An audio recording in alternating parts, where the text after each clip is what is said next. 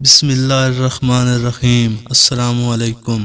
Jail کی سیاہ ظالم سلاخوں میں اسے اپنا دم گھٹتا محسوس ہو رہا تھا۔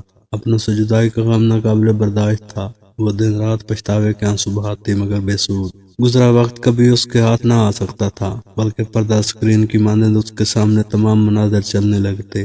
کوئی بھی عورت اسے تانا دیتی تو یہی کہتی، کیسی سیاہ عورت ہو، ذرا حیا نہیں آئی۔ وہ روتی چیختی بلکتی رہتی، مگر جیل کی یہ سلاخیں اس کی دردناک زندگی اور موت کی جگہ بان چکی تھیں۔ وہ اپنے بعد کی اکلوتی بیٹی تھی۔ ماں باپ بہت ہی غریب تھے۔ باپ مزدوری کر کے جو بھی کماتا اس سے 2 وقت کی روکھی سوکھی کھا لی جاتی۔ اس کا چچا زاد رشید تو شروع سے اس پر مرتا تھا، مگر وہ اسے کاٹ نہ ڈالتی۔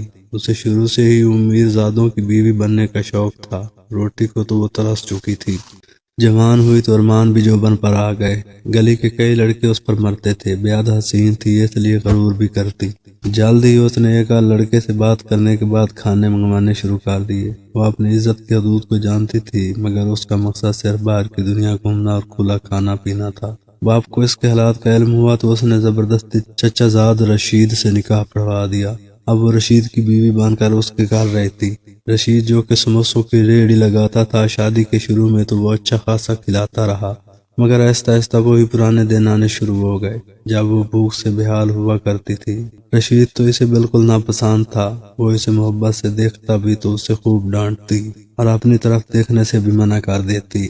رشید بھی اس کے حسن کا اسیر تھا، اور اب تو اسے اولاد کی خواہش تھی، مگر نازیہ جانتی تھی جو اسے پیٹ بھر کر نہیں کھلا سکتا وہ اس کی اولاد کو کیا کھلائے گا، اس لیے اس نے اولاد نہ پیدا کرنے کی ٹھان لی۔ اب رشید بھی روز آگ بگولا ہوتا اور خوب مار پیٹ کرتا۔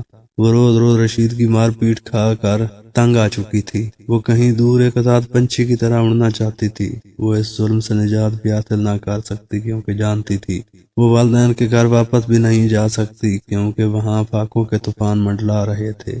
وہ خود سے تنگ آ گئی۔ کبھی کبھی دل کرتا خود کو ختم کر لے، لیکن پھر چاہ کر بھی کچھ نہ کر سکتی۔ رشید کا چھوٹا بھائی یعنی اس کا دیور بشیر، جو شہر کی فیکٹری میں کام کرتا تھا، اکثر ان کے گھر آتا اور شہر کی بڑی بڑی باتیں کرتا، تو نازیہ کا بھی دل چاہتا وہ بھی شہر جائے، اس کے پاس ڈھیروں پیسے ہوں اور پھر وہ ملکہ بن کے راج کرے۔ وہ جانتی تھی رشید کے پاس بھی اپنا گھر ہے، سونا موجود ہے اور بہت ساری رقم جمع کر چکا ہے، مگر پھر بھی وہ انصاف تک رسائی حاصل نہ کر سکتی تھی۔ اس نے رشید کے چھوٹے بھائی کو ہی زلفوں کا اسیر بنانے کی کوشش کی۔ جلدی وہ اس کھیل میں کامیاب ہو گئی۔ رشید کی ریڑھی پر کام کرنے والا ملازم افضل بھی اس کے حسن کا دیوانہ تھا۔ وہ انہی برے اچھے حالات میں زندگی گزار رہی تھی کہ اچانک غم کی ایسی آندھی چلی جو سب خوشیاں اپنے ساتھ بہا لے گئی۔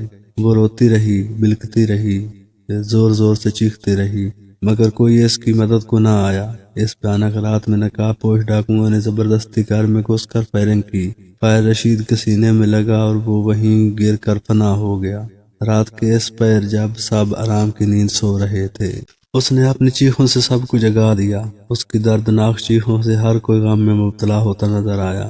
گھر، زیور اور باقی سب پیسے اس کے نام ہو گئے۔ وہ سارا دن شوہر کی یاد میں روتی رہتی، پھر جلد ہی شہر چھوڑ کر کہیں دور جا بسی، شاید اپنے خوابوں کے شہر، جہاں اسے کوئی روک ٹوک نہ تھی، جہاں وہ اپنی مرضی سے زندگی گزار سکتی تھی، جہاں وہ اپنی مرضی سے اپنے محبوب کی سرگوشی میں جی سکتی تھی۔ لیکن کبھی کبھی چیخ اٹھتی۔ روز رات کو سوتے ہوئے اس کا ضمیر اسے بے چین ہو کر کچھ کہہ کر پکارتا، مگر پھر وہ خیالات کو جھٹک کر سو جاتی۔ شہر میں آ کر اس نے محبوب کو بھی چھوڑ دیا اور اب وہ نئے کاموں میں ملوث ہو گئی۔ شراب نوشی، حسین راتیں اس کی زندگی کا محور بن چکی تھیں۔ وہ ان کالے دھندوں میں روز منہ کالا کرتی اور پھر تھک ہار کر سو جاتی، مگر معاشرے کے سامنے وہ ایسی شریف عورت تھی جس کا سراغ ظالم دیور نے ہی اجاڑ دیا، جو بیچاری شوہر کے غم میں جگہ جگہ دھکے کھاتی رہی اور پھر بالآخر بڑے شہر جا کر رہائش اختیار کر لی، جہاں فیکٹری میں کام کر کے 2 وقت کی کھا لیتی، مگر حقیقت تو اس کے برعکس تھی۔ وہ اپنی زندگی میں کھل کر جینا چاہتی تھی۔ وہ سب اقدار، روایات اور اصول کو بھول کر باغی ہو چکی تھی۔ بڑے سے بڑے جرم بھی اس کے سامنے معمولی ہو گئے۔ کبھی کبھی گاؤں چکر لگاتی تو وہی معصوم نازیہ بن جاتی، جس کا سب کچھ ایک بھیانک رات میں لٹ گیا تھا۔ پولیس نے اس کے دیور بشیر پر بہت تشدد کیا، پھر بالآخر وہ اسی نتیجے پر پہنچے کہ وہ قاتل نہیں۔ بس اسی دن کے بعد انہوں نے اپنی تفتیش شروع کر دی اور پھر بالآخر وہ اصلی قاتل ان کی گرفت میں آ ہی گیا۔ ہریاں کپڑوں میں ملبوس مشہور کلب میں ناچتی گاتی نازیہ کو گرفتار کر لیا گیا۔ اسے اپنی گرفتاری پر شدید غم و غصہ تھا۔ وہ جانتی تھی کہ اس کا یہ راز بھی کوئی نہ جان پائے گا، مگر پھر بھی اس کی گرفتاری نے ثابت کر دیا تھا کہ پولیس آخر پولیس ہے۔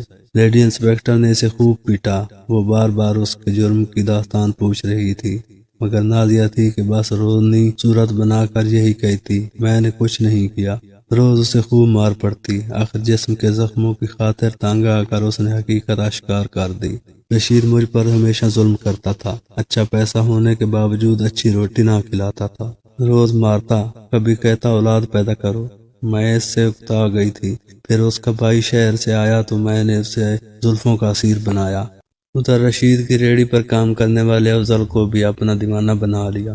افضل کا کچھ بدماشوں سے رابطہ تھا۔ میں نے افضل کے ساتھ مل کر اپنے شوہر کو ختم کرنے کا منصوبہ بنایا۔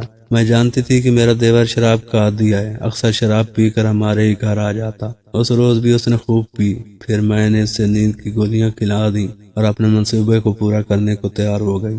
افضل نے چہرے کو نقاب سے ڈھکا، اس کے ساتھ 2 اور لوگ تھے۔